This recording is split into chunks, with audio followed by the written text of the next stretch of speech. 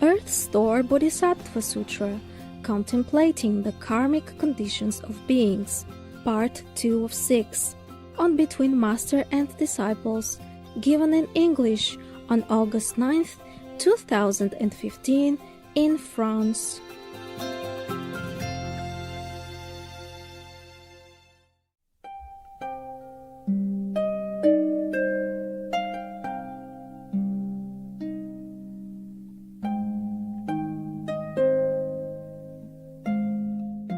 This is a second sin. Beings who shed the Buddha's blood slander the triple jewel, Buddha Sangha teaching, and do not venerate sutras, meaning do not venerate the teaching of the Buddha, which is in written words, will fall into the uninterrupted hell, where for billions of aeons they will seek escape in vain. Same. Killing parents, harming parents, killing parents are worse, and harming Buddhas, disrespectful to the Buddha, the Sangha, and the teaching. Same stuff. Slander, slandering the Buddha or the Sangha or the teaching. Yeah. Beings who usurp or damage the property of the eternal dwelling, who defile bhikkhus and bhikkhunis, mean monks and nuns of the high order, who commit sexual acts within the sangharama, mean within the ashram, or who kill or harm beings there, will fall into the uninterrupted hell, where for billions of aeons they will seek escape in vain. Same stuff. Beings who seem to be shramanas, but in their minds are not shramanas, who destroy the things of the eternal dwelling, meaning in the ashram of the Buddha, the temples, who deceive lay people, who go against the precepts, and who do many other evil deeds, will fall into the uninterrupted hell, where for billions of aeons they will not be able to escape. Beings who steal the wealth and property of the eternal dwelling, just say ashram, of the Buddha, the ashram of the Buddhas, including its grains, its food and drink, its clothing, or take anything at all that was not given to them, from the Sangha ground, so Sangha ashram, will fall into the uninterrupted hell, where for billions of aeons they will not be able to escape. Whew. Scary, huh? I didn't know that was so scary. Would you like to continue? Yes. Yeah. Yes or yes or yes? Yeah. You want or not want? I don't force it upon you.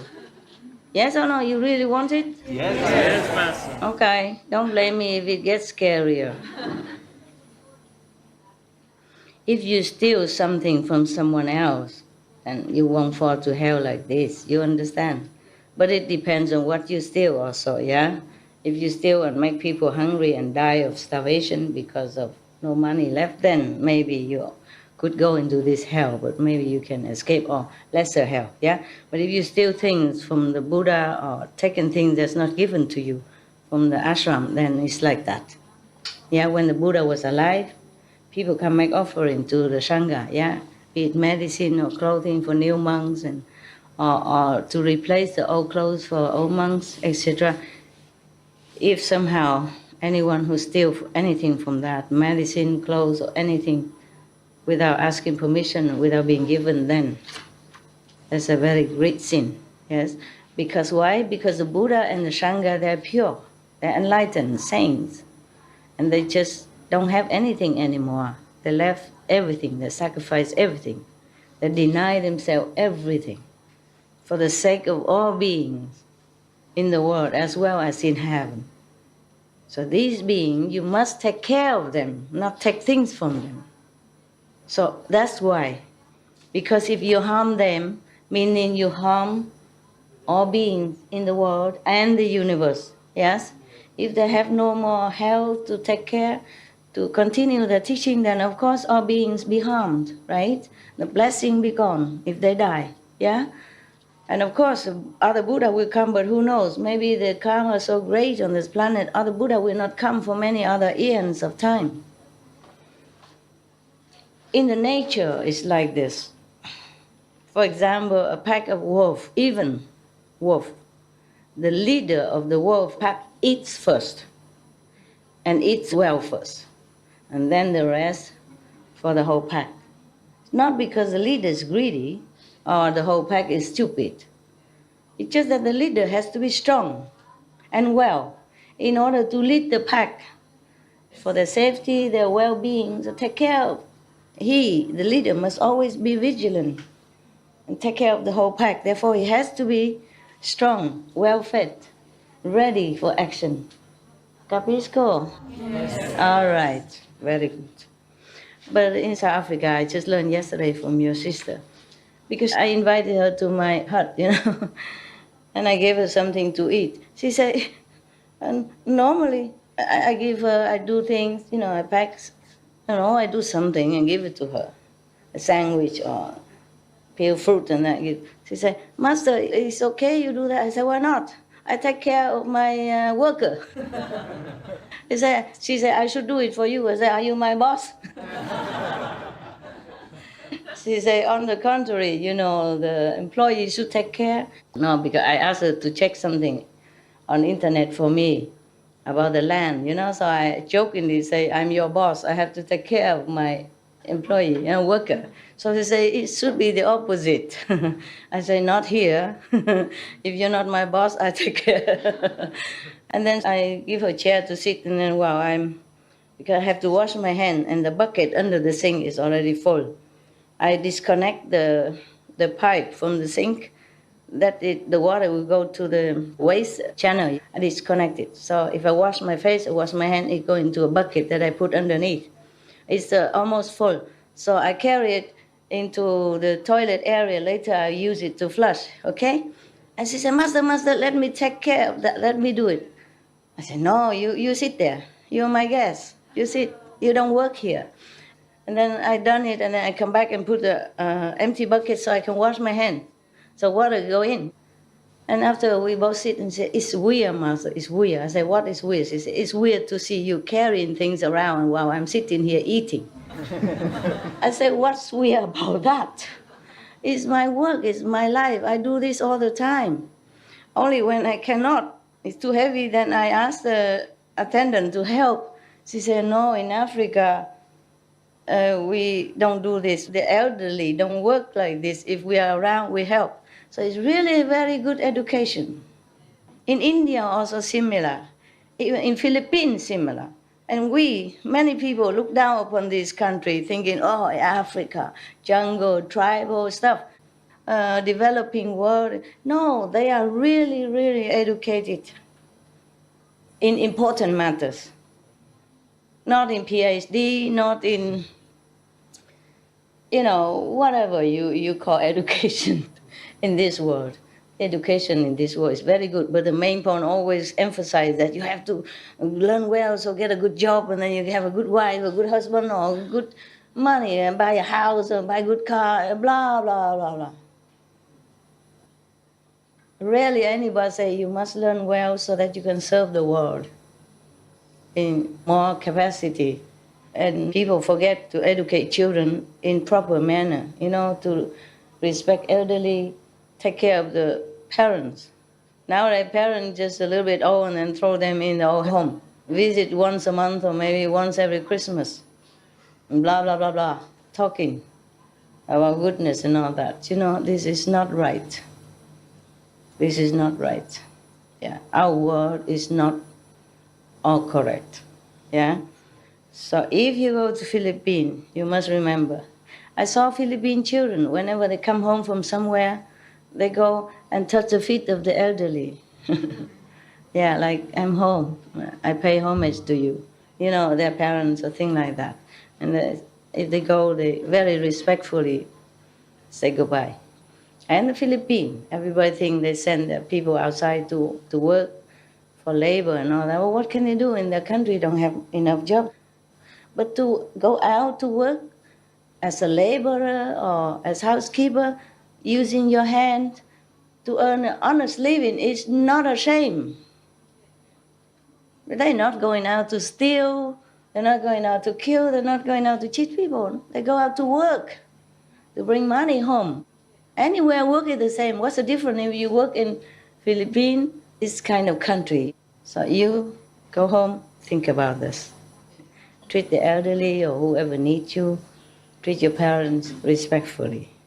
That doesn't mean you are uncivilized. That means you're very, very, very, very extra civilized.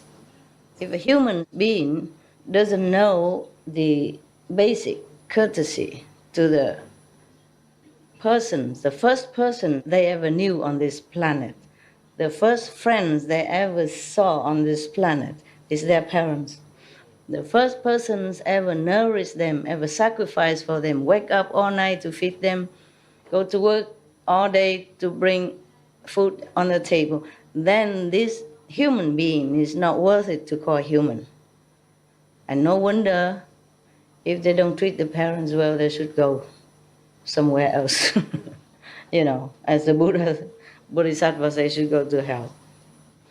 If you're not filial in some lesser degree, then you probably don't go to this forever hell, just some other kind of hell. You have to learn. You have to go there to learn the suffering, to learn how your parents suffer by your rebellious action or words or impolite replies. There are still these minimum standards of goodness, to the parents at least. Yeah. Parents are the only first two friends you see in this world when you come out. And the two best friends that accompany you through your life. Yeah? So they are the best. You're lucky to still have parents. Go home and think about that and think of how your mother, father have to wake up all day, all night for you and work all day and go through a lot of sacrifice just to bring you up, yeah, so that you're educated in the universities for just some worldly repeated knowledge. Rarely anyone teach you about God, but I'm not sure if the one who teach you about God knows anything about God. That is another problem. And then misinterpretation also about God. But it's okay, at least the name God is mentioned, yeah? And God doesn't mind. As long as you remember somebody called God, and then in the time of trouble, or they pray every day before they sleep, then is also some goodness in it and some protection for them. But many families don't teach children this way. So when they have trouble or everything, they don't know where to turn to. The parents are not always there 24 hours. Nowadays, they're both working. So if in time of desperation, they should know there is God, there's angels, there's Buddha, for their peace of mind. Yes. Research have found that people who believe in God, who pray and all that, has more calmness and peace during time of emergency or in trouble, in sorrow time. They're more composed, more at ease. Earth-Thor Bodhisattva continued, "Worthy mother, beings who commit such offenses will fall into the fivefold uninterrupted hell, where they will constantly seek for temporary relief from their sufferings, but will never receive even a moment's respite, not even a moment of rest." Lady Maya further asked Earth-Thor Bodhisattva, "Why is that hell called uninterrupted?" The Earth-Thor Bodhisattva replied, "Worthy mother, the hells are all within the great iron ring mountain. The 18 great hells and the 500 subsequent ones each have their own names. There are hundreds of thousands more that also have their own names.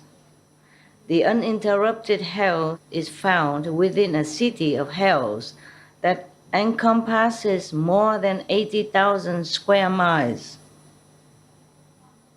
That city is made entirely of iron, metal. 10,000 miles above the city is an unbroken mass of fire. Within the city are many interconnected hells, each with a different name. There is just one hell called uninterrupted.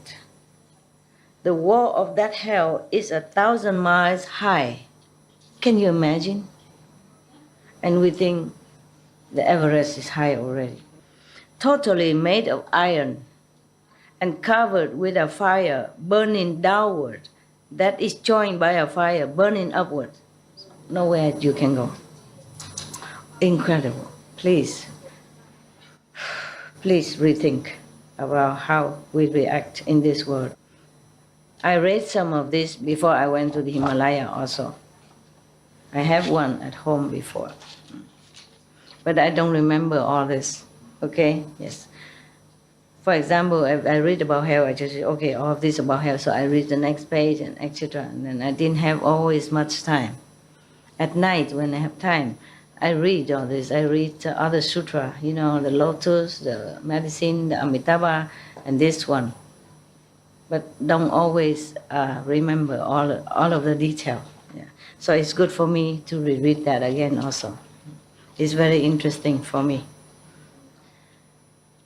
No one, even the Buddha, will be able to know all this hell except the Bodhisattva earth store. I must tell you that. You know why? Because the Buddha don't always go to hell. He doesn't need to.